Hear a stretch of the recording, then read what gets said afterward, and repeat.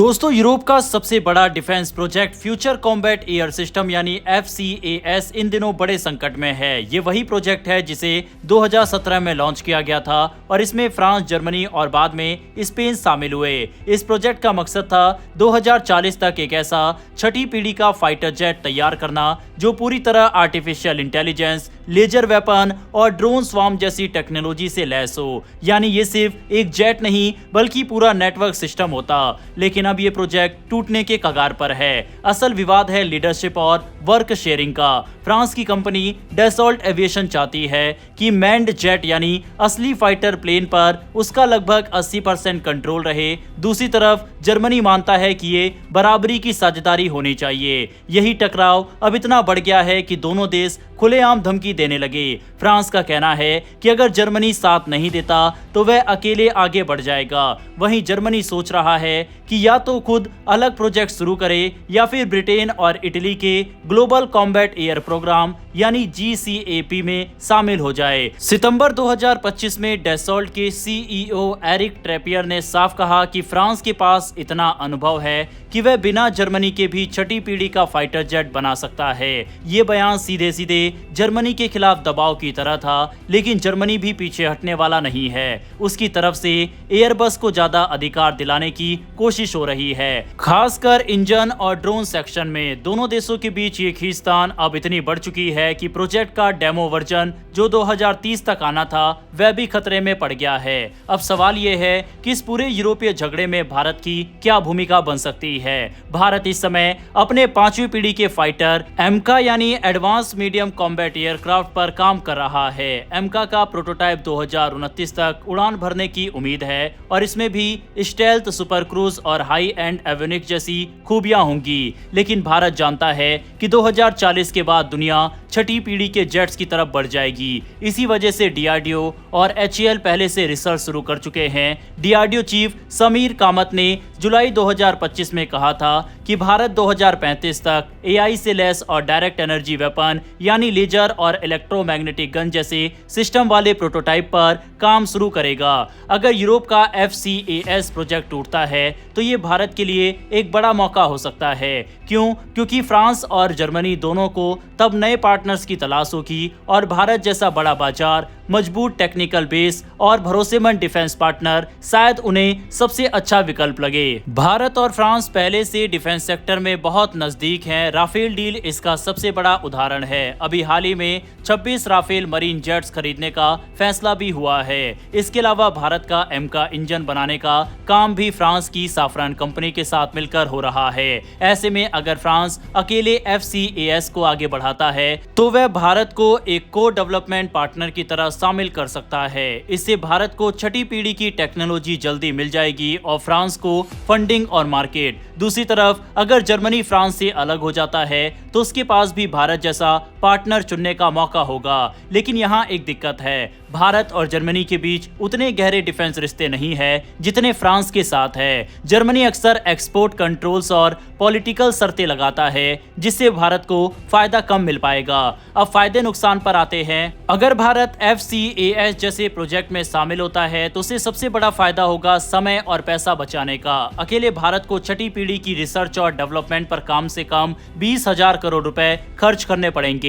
लेकिन अगर भारत किसी इंटरनेशनल प्रोग्राम का हिस्सा बनता है तो उसका हिस्सा कम हो जाएगा और टेक्नोलॉजी जल्दी मिल जाएगी। दूसरा फायदा ये होगा कि भारत को AI ड्रोन, स्वार्म सिस्टम और लेजर वेपन जैसी टेक्नोलॉजी समय से पहले मिल जाएगी। तीसरा फायदा है कि ये कदम चीन के खिलाफ भारत की बढ़त को और मजबूत करेगा। चीन पहले ही J-36 नाम के छठी पीढ़ी के फाइटर जेट पर काम कर रहा है, लेकिन इसमें खतरे भी है। पहला खतरा यह है कि FCAS खुद ही असफल हो सकता है, जैसे पहले भी 1980 के दशक में यूरोप ने एक ऐसा ही प्रोजेक्ट शुरू किया था जो पूरा नहीं हुआ। दूसरा खतरा यह है कि अगर भारत इस प्रोजेक्ट में शामिल होता है तो फिर घरेलू प्रोग्राम एमका पर फोकस कम हो सकता है। कई एक्सपर्ट्स कहते हैं कि भारत को आयात की आदत छोड़नी चाहिए और खुद पर भरोसा बढ़ाना चाहिए। तीसरा दूसरा मुद्दा है फ्रांस और जर्मनी की राजनीति। अगर ये दोनों देशों के झगड़े भारत तक पहुंच गए तो भारत के लिए टेक्नोलॉजी और ट्रांसफर ऑफ टेक्नोलॉजी पर दिक्कतें आ सकती है। तो कुल मिलाकर तस्वीर यह है कि यूरोप का ये डिफेंस मैरिज अब तलाक के मोड़ पर है, लेकिन इस तलाक में भारत के लिए नया रिश्ता बनाने का मौका छुपा है। अगर भारत समझदारी से कदम उठाए तो वह न सिर्फ एमका को समय पर पूरा कर सकता है बल्कि छठी पीढ़ी की रेस में भी आगे निकल सकता है। और अगर फ्रांस और भारत मिलकर आगे बढ़ते हैं तो आने वाले दशकों में यह साझेदारी दुनिया के सबसे ताकतवर फाइटर प्रोग्राम में से एक बन सकती है। बहरहाल क्या भारत को किसी 6th पीढ़ी प्रोजेक्ट से जुड़ना चाहिए या नहीं, इस पर अपनी राय कमेंट बॉक्स में लिखकर बताइएगा। बढ़ते हैं अगली खबर की तरफ। भारतीय वायुसेना के deputy chief of air staff AK Bharti ने हाल ही में पुष्टि की है कि भारत एक stealth high altitude long endurance UAV यानी हेल ड्रोन्स पर काम कर रहा है। ये एक ऐसा प्रोजेक्ट है जो आने वाले समय में वायुसेना की तस्वीर ही बदल सकता है। एयर मार्शल AK भारती ने साफ कहा है कि इस पर काम चल रहा है और जल्द ही इस बारे में बड़ी जानकारी सामने आएगी। अब सबसे पहले समझते हैं कि ये स्टेल्थ हेल UAV होता क्या है। UAV यानी अनमैन्ड एरियल व्हीकल यानी बिना पायलट वाला हवाई जहाज। हेल UAV खास होते हैं क्योंकि ये 30,000 फीट से भी ज्यादा ऊंचाई पर लगातार 24 से 30 घंटे तक उड़ सकते हैं। इनका इस्तेमाल रियल टाइम निगरानी, दुश्मन की मूवमेंट ट्रैक करने और जरूरत पड़ने पर अटैक करने के लिए किया जाता है। और जब इसमें स्टेल्थ यानी छिपकर उड़ने की क्षमता जुड़ जाती है तो ये दुश्मन की रडार से लगभग अदृश्य हो जाता है, यानी बिना पकड़े दुश्मन के इलाके में जाकर खुफिया जानकारी इकट्ठा करना और हमला करना दोनों संभव हो जाता है। भारतीय वायुसेना के सामने सबसे बड़ी चुनौती है चीन और पाकिस्तान की सीमाओं पर निगरानी। इन इलाकों में हालात लगातार तनावपूर्ण रहते हैं। ऐसे में भारत को ऐसी मशीन की जरूरत है जो लंबी दूरी तक उड़ सके, दुश्मन के इलाके में गहराई तक जाकर जानकारी ला सके और अगर जरूरत पड़े तो तुरंत हमला भी कर सके। यही कारण है कि स्टेल्थ हेल UAV को वायुसेना की रणनीति में भविष्य का अहम हथियार माना जा रहा है। एयर मार्शल भारती ने अपने बयान में कहा है कि आज के समय में सिर्फ निगरानी करना काफी नहीं है, अब जरूरत है एक ऐसे प्लेटफॉर्म की जो इंटेलिजेंस, सर्विलेंस और रिकॉनेसेंस यानी ISR का काम करे, साथ ही जरूरत पड़ने पर स्टेल्थी अटैक भी कर सके।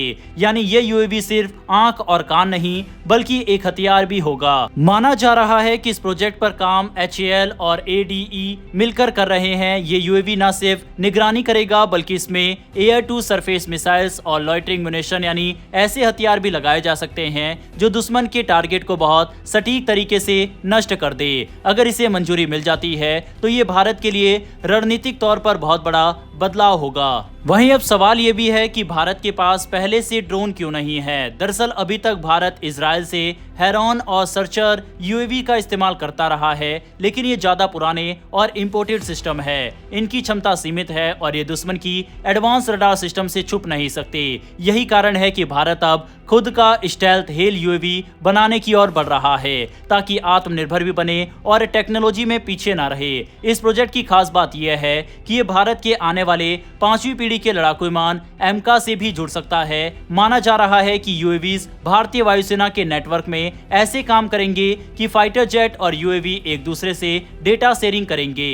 इससे युद्ध की स्थिति में भारत को जबरदस्त बढ़त मिलेगी। सोचिए, जब एक तरफ भारत के पास स्टेल्थ फाइटर जेट होंगे और दूसरी तरफ स्टेल्थ ड्रोन, तो दुश्मन के लिए इन्हें पकड़ पाना लगभग नामुमकिन हो जाएगा।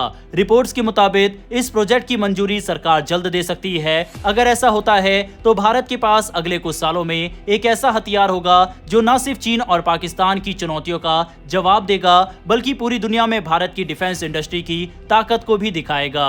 बहरहाल दोस्तों, इस वीडियो में इतना ही। डिफेंस और वर्ल्ड अफेयर से जुड़ी डेली ऐसी लेटेस्ट अपडेट के लिए नीचे दिए गए सब्सक्राइब बटन को प्रेस कर बेल आइकन को जरूर दबा ले, जिससे हमारी डेली ऐसी वीडियो आप तक सबसे पहले पहुंच सके। फिर मिलेंगे ऐसी एक नई वीडियो के साथ। धन्यवाद। जय हिंद, जय भारत।